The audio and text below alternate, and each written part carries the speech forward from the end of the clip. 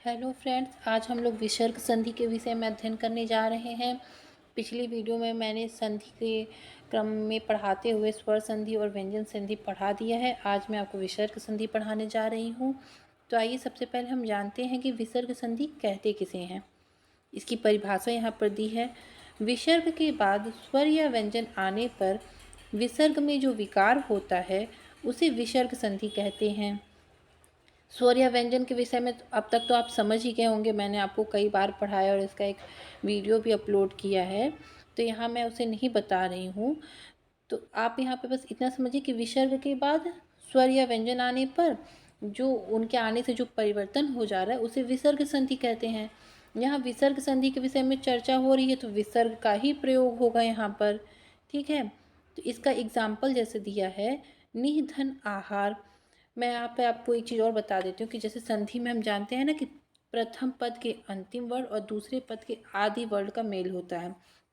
तो यहाँ पर हमें इसका अंतिम वर्ण विसर्ग है और इसका दूसरे पद का आदि वर्ण क्या है, आ क्या है, यहाँ पे स्वर है। तो विसर्ग और स्वर का यहाँ पर मेल हुआ तो क्या बना, निराहार। ठीक है, इसी तरह तपह धन भूमि में विसर्ग हो गया, धन भ क्या है, व्यंजन है। तो विसर्ग और व्यंजन का मेल होकर क्या बना, यहाँ पे तपोभूमि बन गया। ठीक है, तो आप यहाँ पे समझ गए होंगे कि विसर्ग के बाद स्वर या व्यंजन किस प्रकार आएगा और उसके मिलने से क्या परिवर्तन होगा, और जो परिवर्तन होगा उससे क्या बनेगी, विसर्ग संधि बनती है। ठीक है, तो विसर्ग संधि के कुछ नियम हैं। यहाँ पर पहला नियम है, विसर्ग का ओ हो जाता है। विसर्ग का क्या हो जाता है, ओ हो जाता है। तो पहले नियम में ओ बनेगा, मतलब कि जब भी संधि के नियम से दो वर्ड आपस में मिलेंगे तो जो संधि बनेगी उससे क्या उसको बोलने में किस चीज़ का उच्चारण होगा, ओ हो जाएगा। तो पहला नियम बस यही बोलना चाह रहा है। ठीक है, क्या है इसे समझते हैं। यदि विसर्ग के पहले अ और बाद में अ अथवा प्रत्येक वर्ग का तीसरा, चौथा, पांचवा वर्ण अथवा य र ल व ह हो तो विसर्ग का ओ हो जाता है। अब ये तो डिफिकल्ट लग रहा होगा सुनने में कि क्या क्या लिखा है, इसको समझते हैं। एक बार समझ लेंगे तो अच्छे से क्लियर हो जाएगा कि क्या कहना चाह रहे हैं। ठीक है, मैंने ऊपर बोला ना कि विसर्ग का ओ हो जाता है, बस इतना ही आप ध्यान में रखिए। विसर्ग क्या है आप जान रहे हैं और कैसे ओ होगा, बस ये ध्यान में रखिए। जैसे देखिए, पहला उदाहरण है मनः धन अनुकूल। ठीक है, यहाँ विसर्ग के पहले बोला है ना अ आएगा, तो न में अ साउंड कर रहा है। फिर अनुकूल में भी अ आ रहा है, तो अ और अ मिलकर क्या बनाएंगे, मनोनुकूल। देखिए यहाँ पर विसर्ग जो है वो ओ में परिवर्तित हो गया। ठीक है, न पे ओ की मात्रा लग गई तो क्या बना, मनोनुकूल। ठीक है, अब इसी तरह तपह धन बल। ब क्या है, तीसरा वर्ड है।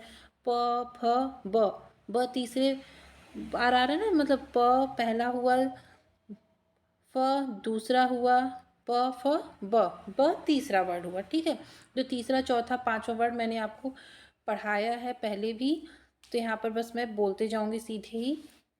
तो तपहधन बल, व तीसरा हुआ तो क्या बना, प पे ओ की मात्रा हो जाएगी, क्या बनेगा, तपोबल।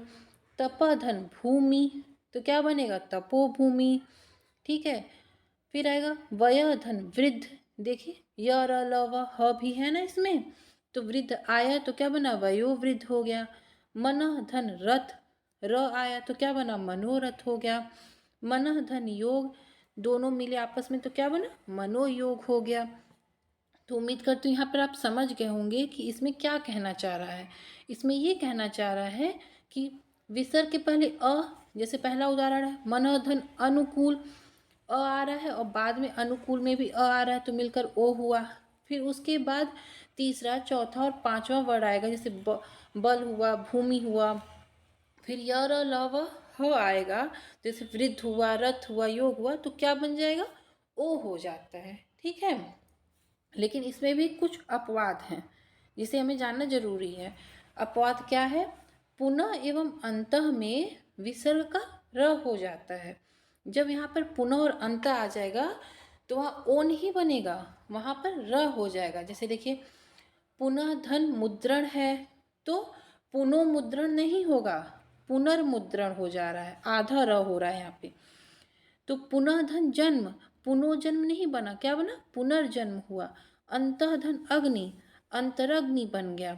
अंतः धन धान से क्या बना, अंतर्धान बन गया। ठीक है, ये अपवाद है इसमें, इस नियम में, तो आप इसे ध्यान में रखिएगा कि जब पुनः एवं अंतः आ जाएगा तो वहाँ विसर्ग का ओ ना होकर वहाँ र हो जाता है। अब हम दूसरे नियम के विषय में चर्चा करते हैं। दूसरा नियम कह रहा है कि विसर्ग का र हो जाता है। अभी तो विसर्ग का ओ हुआ, अब विसर्ग का र हो रहा है। कैसे हो रहा है इसको हम देखते हैं। यदि विसर्ग के पहले अभी ऊपर मैंने आपको बताया विसर्ग के पहले आएगा, फिर उसके बाद होगा तो ओ हो जाता है। लेकिन यहाँ पर यदि विसर्ग के पहले आ को छोड़कर कोई दूसरा स्वर हो, अब आ को छोड़कर कौन सा स्वर होगा, ई हो सकता है, उ हो सकता है, ए हो सकता है। हाँ, तो आ को छोड़कर कोई दूसरा स्वर हो तो बाद में आ, उ, बड़ा उ या तीसरा, चौथा, पांचवा वर्ड या य, र, ल, व में से कोई हो तो विसर्ग का र हो जाता है। ठीक है, तो यहाँ पर क्या कहना चाह रहा है कि बस इस नियम में परिवर्तन इतना आया पहले नियम से कि यहाँ पर विसर्ग के पहले आ को छोड़कर कोई दूसरा स्वर होगा और बाद में आ, उ ये मतलब तीन चीज़ें ऐड हो गई। आ, उ या तीसरा, चौथा, पांचवा या य, र, ल, व में से कोई हो तो विसर्ग का र हो जाता है। ठीक है, तो इसमें क्या एग्जाम्पल है इसका, जैसे निधन आशा। ठीक है, देखिए इसके पहले ई लगा ना विसर्ग के पहले, तो निधन आशा मिलकर क्या बना, निराशा हो गया। निधन धन से क्या बना, निर्धन हो गया। आशीष धन वाद से क्या बना, आशीर्वाद हो गया। दुधन बल से क्या बनेगा, दुर्बल हो गया। बहिधन मुख से क्या बना, बहिर्मुख हो गया। दुधन उपयोग से क्या बनेगा, दुरुपयोग हो गया। ठीक है, तो आप यहाँ देख रहे हैं ना कि विसर्ग के पहले आ को छोड़कर दूसरा कोई स्वर होगा और बाद में आ, उ, बड़ा उ या तीसरा, चौथा, पांचवा वर्ड या य, र, ल, व। पहले में क्या था, य, र, ल, व, ह था, लेकिन इसमें ह नहीं है। ठीक है, ये ध्यान में दीजिएगा, में से कोई हो तो विसर्ग का र हो जाता है। ठीक है, अब हम तीसरा नियम पढ़ते हैं। विसर्ग का स हो जाना, तालु वाला श हो जाना। यदि विसर्ग के पहले कोई स्वर हो और बाद में च, छ या श हो तो विसर्ग का श हो जाता है। ठीक है, कैसे हो जाता है एग्जाम्पल देखते हैं, जब हम उदाहरण देखेंगे तभी ये नियम हमें समझ में आएगा। जैसे निधन चिंत, ठीक है, तो क्या बना मिलके, निश्चिंत। निधन छल मिलकर क्या बना, निश्छल। दुधन शासन मिलकर क्या बना, दुशासन। तो यहाँ पर क्या हो रहा है, विसर्ग के पहले कोई स्वर है, कौन सा स्वर है, ई है, उ है। ठीक है, और बाद में च, छ और तालु वाला श हो तो विसर्ग का श हो जाता है। कौन सा, आधा श होगा। ठीक है, विसर्ग किस में परिवर्तित हुआ, आधे श में, वो भी कौन सा श, तालु वाला श। ठीक है, तो निधन चिंत में विसर्ग आधे स में देखिए परिवर्तित हुआ। निधन छल में विसर्ग आधे स में। दुधन शासन में विसर्ग आधे स में परिवर्तित हो गया। ठीक है, चौथा नियम है विसर्ग का ख हो जाना, खटकोड़ वाला श। यदि विसर्ग के पहले ई, उ और बाद में क, ख, ट, ठ, प, फ में से कोई वर्ण हो तो विसर्ग का श हो जाता है। कौन सा स हो जाता है, खटकोड़ वाला स हो जाता है। कैसे, निधन कपट, विसर्ग किसमें कप परिवर्तित हो रहा है, यहाँ पर देखिए निष्कपट, आधा खटकोड़ वाला स हो गया। धनुधन टंकार, धनुष टंकार। निधन ठुर, देखिए विसर्ग आधे खटकोड़ वाले स में परिवर्तित हो रहा है। निधन प्राण, निष्प्राण। ठीक है, ये हो गया आपका चौथा नियम। इसमें भी कुछ अपवाद हैं। इसका अपवाद है कि जब दुह धन ख होगा तो ये ज्यों का त्यों ही हम लिख देंगे। इसमें कोई देखिए दुष्ख नहीं बन रहा है कि आधा खटकोड़ वाला स आ रहा हो, ये हो जाएगा दुह धन ख होगा तो इसको आप सीधे सीधे दुख ही लिख देंगे।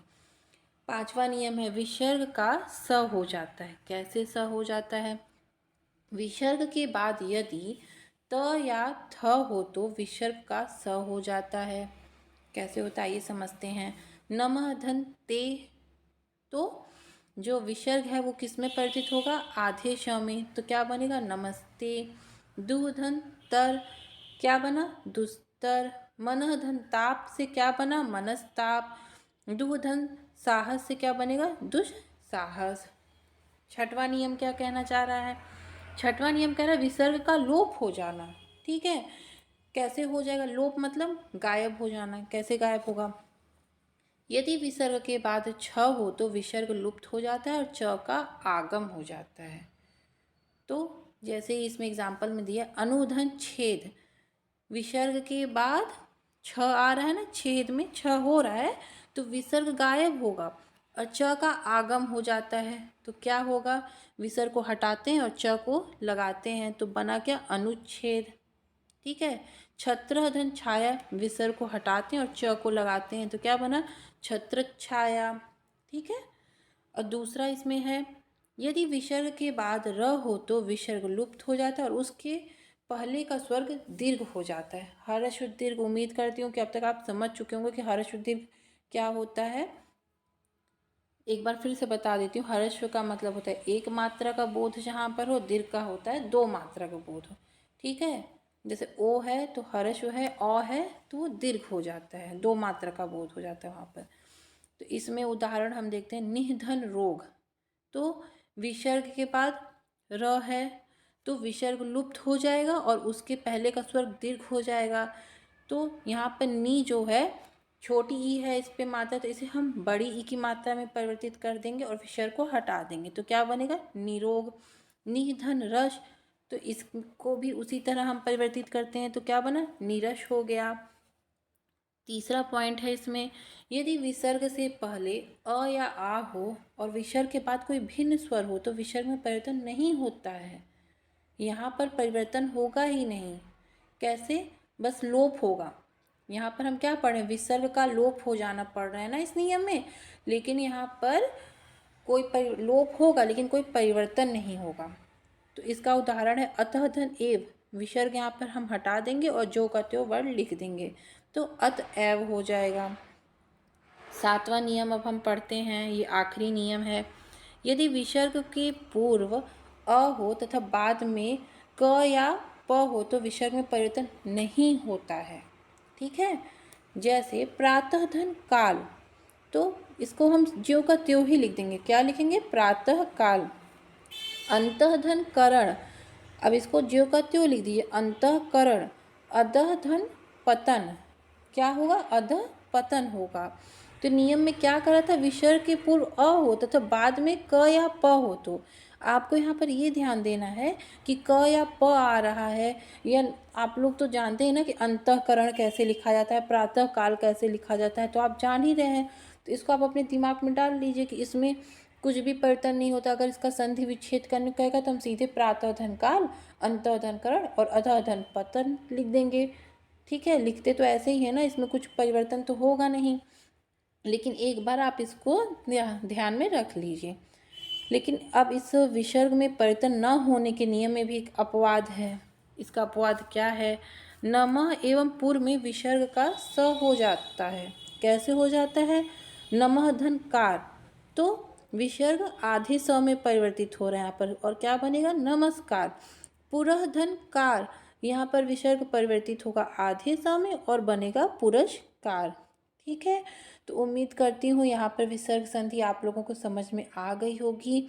देखिए संधि में स्वर संधि जो है वो ट्रिक के माध्यम से हम आसानी से समझ लेते हैं, लेकिन व्यंजन और विसर्ग को थोड़ा समझने में हम लोग को दिक्कत आती है। तो इसको समझने का अच्छा तरीका ये है कि इसके नियमों को हम एक दो बार अच्छे से पढ़ लें। जब आप पढ़ लेंगे तो आप खुद ही देखकर अपने आप उसे करना प्रारंभ कर देंगे कि अच्छा हाँ यहाँ पर ये लिखा है तो इसका ऐसे संधि विच्छेद होगा और इससे ये बनेगा। तो आपको नियम पढ़ने ज़रूरी हैं। तो आज के लिए थैंक यू।